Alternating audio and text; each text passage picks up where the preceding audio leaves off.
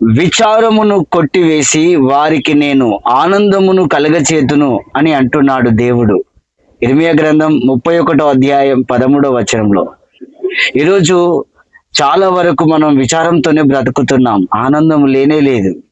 అయితే దేవుని మాటను వినగలిగితే, దేవుని పాదాలు పట్టుకోగలిగితే, ఆయన చిత్త ప్రకారము నడవగలిగితే, నీ మనస్సు ఆయన మనస్సు ముడిపడితే, అంటే ఆయన మనస్సులాగా నీ మనస్సు చేసుకొని నువ్వు బ్రతుకుతే, ఆయన అంటున్నాడు నీకు నేను ఆనందం కలగజేస్తాను, ఆయనే నా సర్వస్వం, ఆయనే నా జీవితం అంటూ నువ్వు యేసు చేయి పట్టుకొని నడవాలి.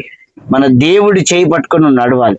ఎప్పుడైతే అలాగ చేస్తావో నీ విచారం కొట్టివేయబడుతుంది, నీకు ఆనందం కలుగుతుంది. నీకు నచ్చినట్లుగా బ్రతికి విచారపడి నువ్వు నశించిపోవడం దేవుడికి ఇష్టం లేదు. వెంటనే దేవుని వైపు